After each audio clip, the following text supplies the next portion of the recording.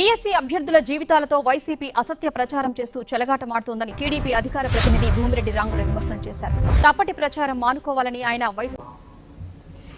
రాష్ట్రంలో విద్యా వ్యవస్థలో సంస్కరణలు తీసుకొని రావాలని, విద్యా వ్యవస్థను బలోపేతం చేయాలనే ఒక సదుద్దేశంతో లోకేష్ గారు మెగా డిఎస్సీ నిర్వహించి 16,000 పైచీలకు ఉపాధ్యాయ పోస్టులను భర్తీ చేయడం జరిగింది.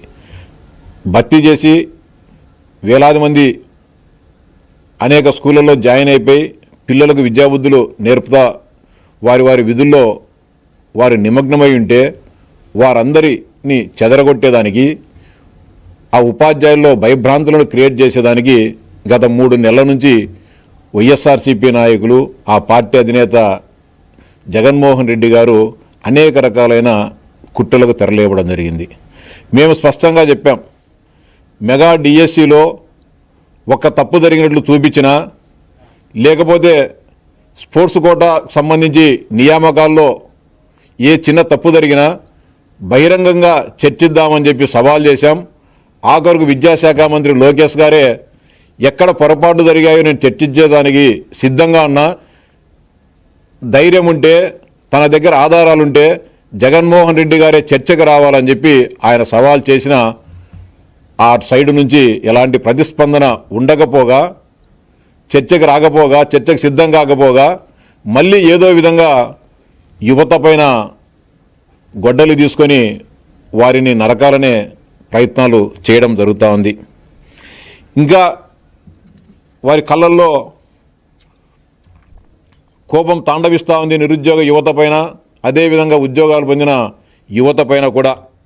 ఇంకా ఎత్తిన గొడ్డలి దించుకోకుండా రోజుకొక పదును పెడుతూ ఏదో విధంగా ఆ యువతను చంపాలా, యువత ఆకాంక్షలపైన గొడ్డలు వేటు వేయాలని చేస్తున్న కుట్రలు సఫలం కావడం లేదు. తాజాగా ఆ పార్టీకి సంబంధించిన శాసనమండలి సభ్యుడు మెగా డిఎస్సిలో అక్రమాలు జరిగాయి, స్పోర్ట్స్ కోటాలో అక్రమాలు జరిగాయి, క్రీడాకారులు కాని వారికి ఉద్యోగాలు ఇచ్చారు, దీనిపైన సిబిఐ విచారణ జరపాలని చెప్పి రాష్ట్ర ఉన్నత న్యాయస్థానంలో ప్రజా ప్రయోజనాల వ్యాజ్యం వేయడం జరిగింది. ఆ ప్రయోజనాల వ్యాజ్యం నిన్న విచారణకు వచ్చినప్పుడు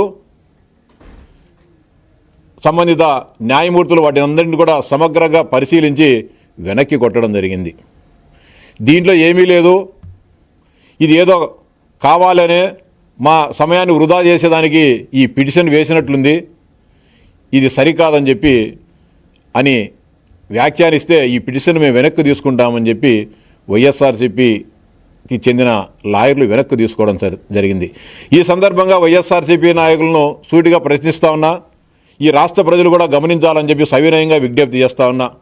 ఏదైనా మనం కోర్టుకు పోయేటప్పుడు, ఏదైనా మనలో న్యాయం ఉండాలనేటప్పుడు, మనం ఆ కేసు గెలిచాలనేటప్పుడు మన దగ్గర ఉన్న సమస్త సమాచారాన్ని 1% కూడా మిగల్చుకోకుండా మొత్తం సమాచారాన్ని ఒకరోజు ఆలస్యమైనా కూడా వాటన్నిటిని కూడా సమగ్రంగా సేకరించి కోర్టులో మనము దావా వేస్తాం. కానీ వైఎస్ఆర్సీపీ నాయకుల దగ్గర ఏ ఆధారాలు లేవు కాబట్టి, మెగా డిఎస్సిలో ఏ చిన్న తప్పు కూడా లేదు కాబట్టి, వారికి ఏమీ దొరకలేదు కాబట్టి ఊరికి వేగ్గా ఏదో 4 పేపర్లు పెట్టేసి 16,000 మంది పేర్లు పెట్టేసి, లేకపోతే స్పోర్ట్స్ కోటాలో వచ్చిన వాళ్ళ పేర్లు పెట్టి వీళ్ళందరిపైన సిబిఐ విచారణ జరపండి అని చెప్పి పిటిషన్ వేసి మొటిక్కాయలు కొట్టించుకోవడం జరిగింది. రాష్ట్ర ప్రజలు కూడా గమనించాలా. అంటే వీరు చేస్తున్న కుట్రలు ఏ విధంగా ఉన్నాయి. దాదాపు 7 ఏడాది అవుతుంటే వారు ఉద్యోగాలు నియామకాలు పొంది ఈరోజు కూడా వారిని వేధించాలా, హింసించాలా, మానసికంగా ఇబ్బంది పెట్టాలనే కుట్రలను ఏ విధంగా చేస్తున్నారు ఈ రాష్ట్ర ప్రజలు, నిరుద్యోగ యువత కూడా గమనించాలని చెప్పి సవినయంగా విజ్ఞప్తి చేస్తూ ఉన్నా. మెగా డిఎస్సి అనేది లోకేష్ గారి ముద్ర.